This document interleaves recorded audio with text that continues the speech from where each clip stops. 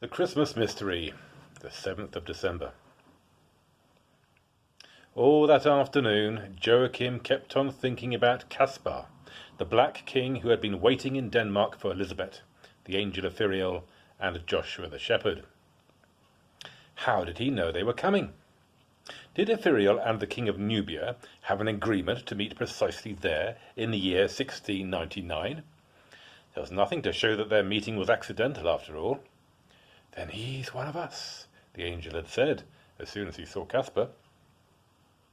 All of a sudden Joachim thought of the bookseller. He had said that the advent calendar looked homemade, and Joachim agreed. It looked as if it had been cut out and glued at home in the kitchen. If John had made the magic advent calendar, he would have been certain to call the girl in the story after Elizabeth in the picture. But why had he done it? Why had he made the calendar in order to leave it in a bookshop without knowing what would become of it afterwards? In the evening, when Joachim was going to bed, he tried to push all the open doors shut again so that he could look at the large picture properly. Then it happened again, and this time with one of the three wise men who were kneeling behind the baby Jesus in the manger. His skin was dark, just like Caspar the Black King, and Joachim hadn't noticed it before. Why hadn't he discovered that? Again he had the feeling that the picture became clearer and clearer with every day that passed. Before he put out the light, he glanced at it one more time and thought it must be strange to be in Bethlehem exactly at the time when Jesus was born. Elizabeth was on her way there, and in a way he was going along the journey himself. When he woke up the next morning, he opened the 7th door and saw a picture of a sheep eating grass in front of some high walls. He picked up a scrap of paper that was folded over and over and read what was written on it. The 4th sheep. The angel of Firiel and the Black King Caspar had rowed Elizabeth, Joshua, and the 3 sheep over the great belt. "We're going ashore again," said Firiel. "This island is called Finn, and it's exactly 1599 years since Jesus was born in Bethlehem."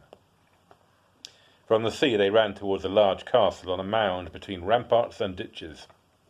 "That's Nyborg Castle," the angel told them.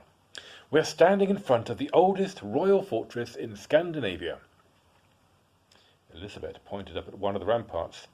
"There's a sheep." The angel nodded. "Then it's one of us."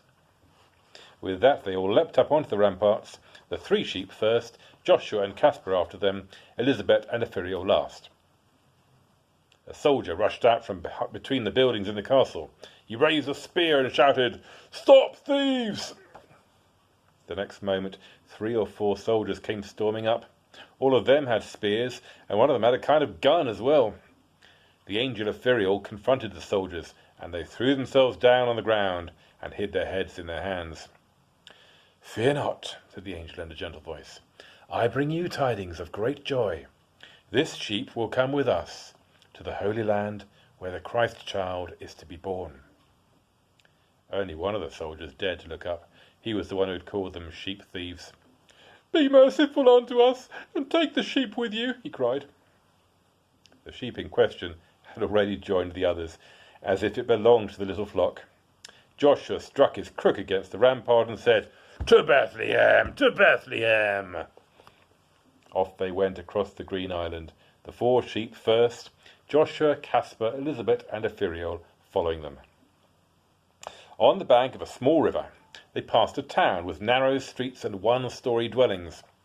On the outskirts stood an ancient stone church with a square tower.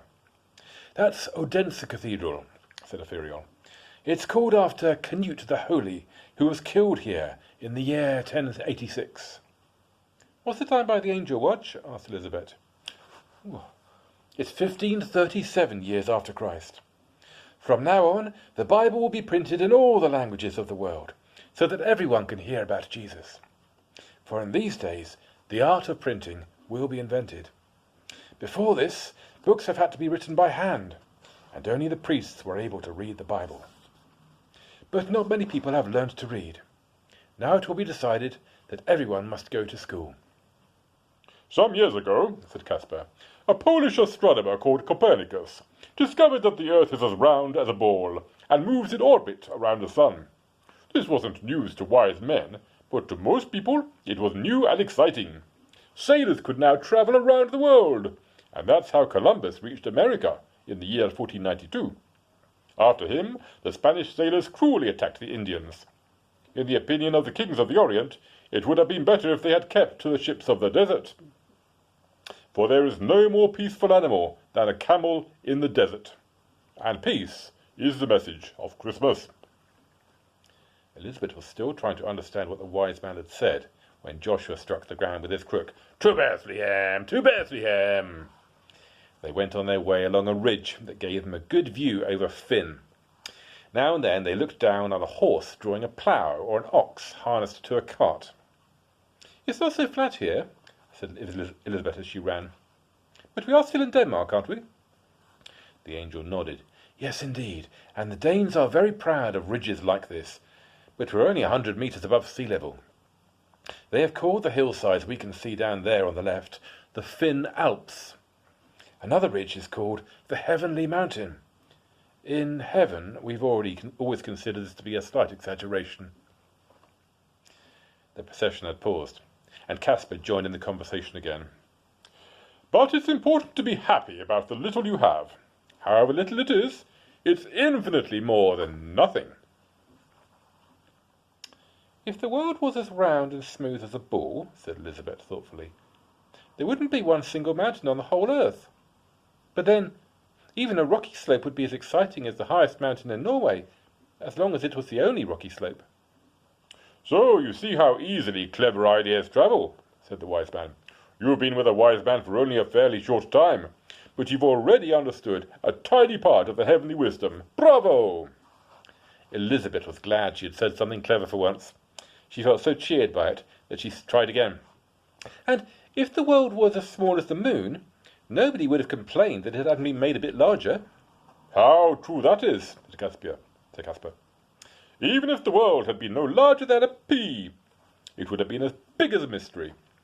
For where would the little pea have come from? That, too, would have had to be created by God. It's no easier to create a pea than to create a whole solar system."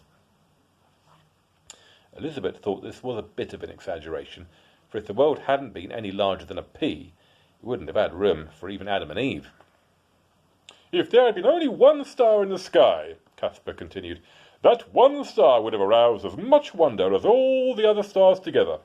After all, nobody goes around complaining because there's only one moon. On the contrary, if there had been 100 moons, they would only have got in each other's way. So the creation of billions of stars in the sky was an excessive exaggeration. Whenever there's too much of anything, you can stare at it without appreciating it. That's how it's possible to be out under a starry sky and fail to see a single star because of a shower of shooting stars."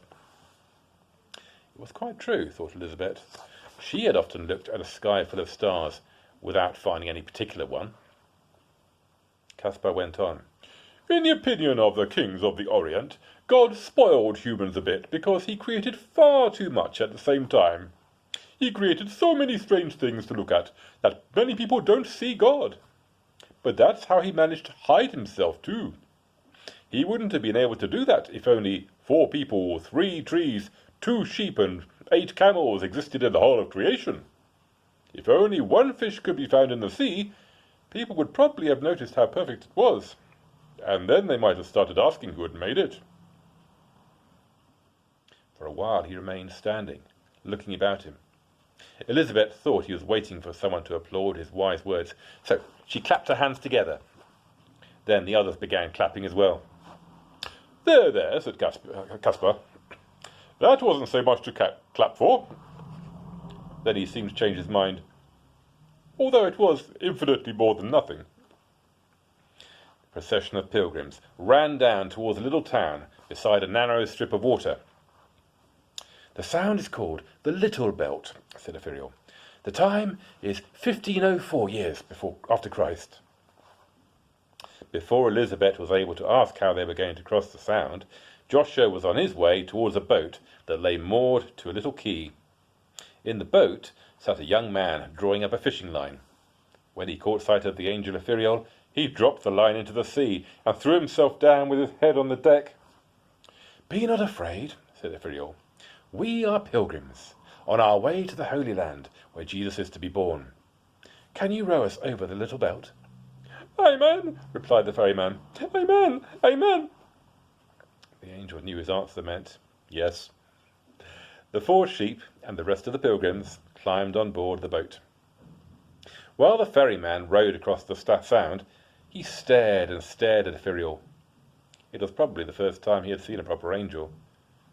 He didn't even glance at the Black King, Caspar. If the angel had not been with them, Elizabeth thought, the ferryman would most certainly have had more than enough to do staring at the Black King. Only if the king had not been with them either would he perhaps have looked at her.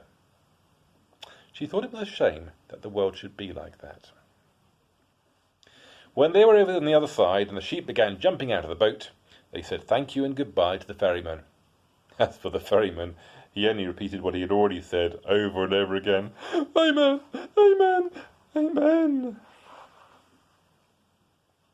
Joachim had just finished reading what was on the paper when his mother came into the room. He screwed up the paper quickly, but Mamma saw that he was hiding something. "What are you holding in your hand?" "Nothing," he said. "Only air." "May I see it, then?" But Joachim held the ball of paper so hard that his knuckles went quite white. "It's a Christmas present," he said. The words Christmas present might have been magic. At any rate, they made Mamma smile broadly. "For me?" Joachim nodded. "Then I won't look," said Mamma. "But it must be a very tiny Christmas present." "It's infinitely bigger than nothing," said Joachim. So Mamma went to the bathroom. Joachim thought it was strange that everything that had to do with Christmas was so special. It was one of the most secret things in the whole world. But Mamma was mistaken about one thing. What he was holding in his hand wasn't a tiny Christmas present. See you tomorrow.